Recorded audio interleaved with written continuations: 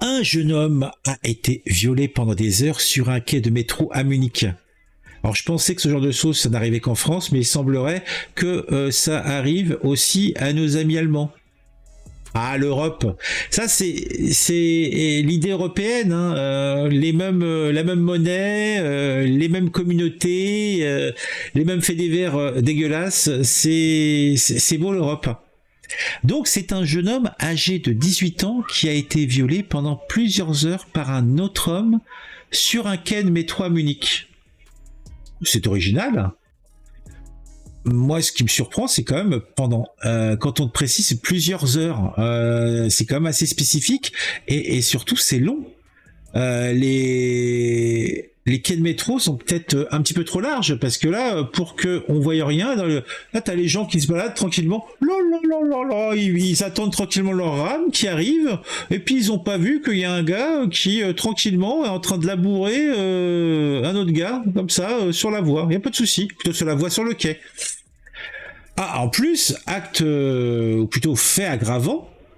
L'acte aurait été capté par des caméras de surveillance. Alors, je ne sais pas si il y avait des gens qui étaient en train de se rincer l'œil en direct et qu'ils étaient tellement inspirés et omnubilés par la vision qu'ils avaient que ça leur est pas venu un seul instant de décrocher leur téléphone pour appeler la police, ou alors c'est a posteriori, il y en a qui se sont rincés l'œil. Et peut-être même que on trouve quelques séquences osées sur les réseaux sociaux ou sur le dark web, je ne sais pas. En tout cas, la morale est sauve, l'agresseur présumé a été arrêté et peut-être même qu'il est déjà libre. Ah, en fait, je sais pas trop comment marche la justice allemande, mais je pense qu'elle doit être à peu près équivalente à la justice française. Hein, ça doit être un petit peu bonnet blanc et blanc bonnet. Selon la police, la victime est un étudiant polonais. Oh! Si c'est un étudiant polonais, c'est pas grave, ce n'est pas un Allemand. C'est peut-être pour ça. Peut-être que la police allemande s'est dit que il faut laisser les gens s'exprimer et que peut-être les Polonais ont des pratiques différentes, donc ils l'ont laissé libre et ils l'ont laissé s'exprimer. Ah!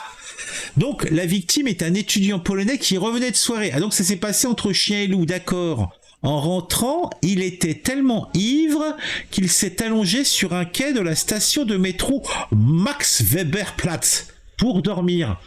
Ah, donc il était rond comme un Polonais. Ah, donc l'expression, l'adage est donc vrai. Les Polonais, ils aiment picoler, mais par contre, a priori, celui-là n'a pas le bon génotype, il ne tient pas l'alcool. Ou alors il s'est mis tellement minable qu'en fin de compte, tout ce qui s'est passé, il n'a rien senti. Vers 1h du matin, un homme de 20 ans a profité de la situation. Un homme de 20 ans a profité de la situation et s'est mis à toucher l'étudiant endormi. Ah, un jeune étudiant polonais de 18 ans, tout frais moulu, et s'est mis à toucher l'étudiant endormi. Donc, l'auteur des faits s'est livré à des actes sexuels. Alors, qu'est-ce qu'il veut dire par acte sexuel? Je ne sais pas. Est-ce qu'ils vont me donner des précisions? Je ne sais pas non plus, mais bon, on va bien voir. L'auteur des faits s'est livré à des actes sexuels pendant environ 5 heures. 5 heures. Donc, il semblerait que le pochetron, donc l'étudiant polonais de 18 ans, ne s'est pas réveillé. Donc l'autre, il devait en tenir une sacrée. Hein.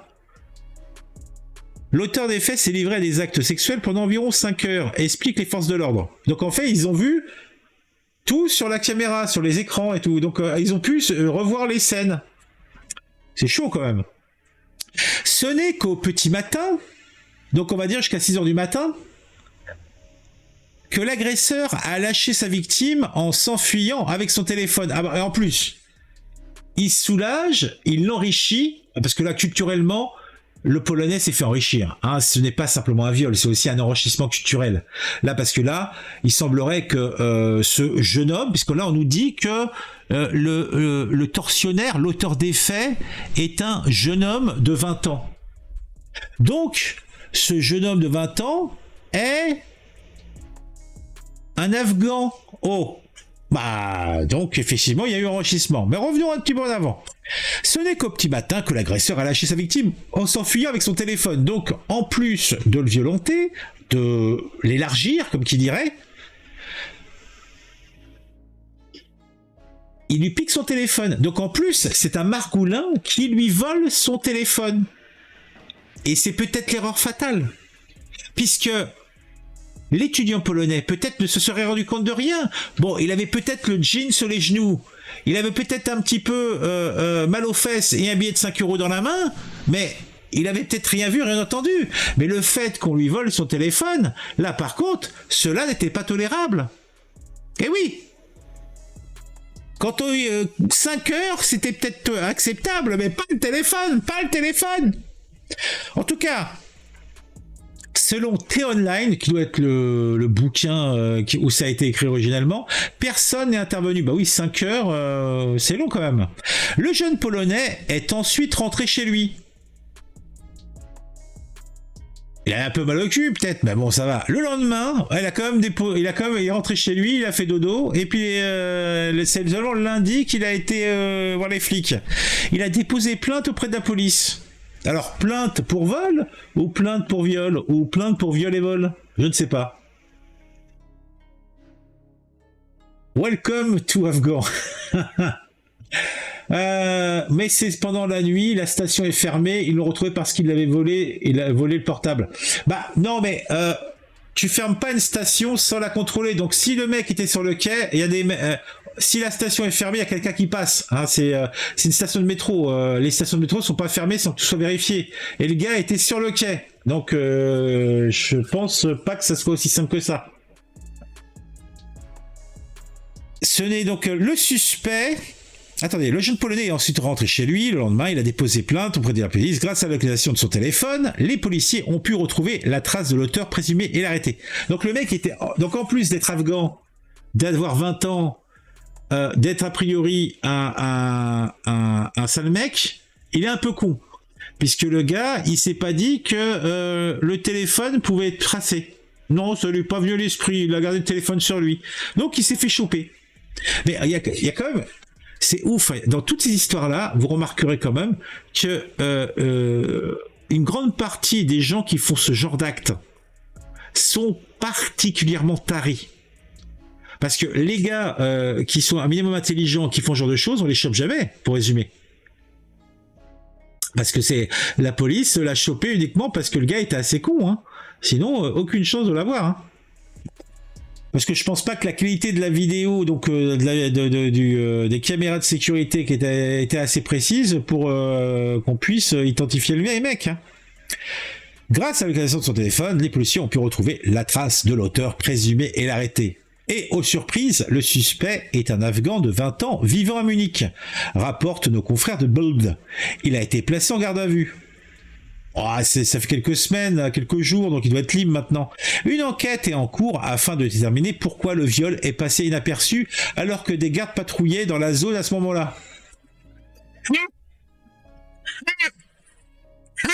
Bah, ils se sont dit, ah, c'est des camarades, ils sont en train de jouer, je vois pas d'autre raison, quoi.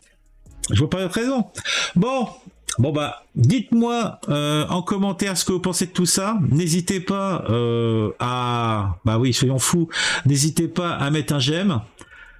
Et puis, si c'est pas encore le cas, abonnez-vous. On se retrouve très très vite pour une vidéo sur un sujet qui m'aura intéressé et qui, je l'espère, vous intéressera aussi.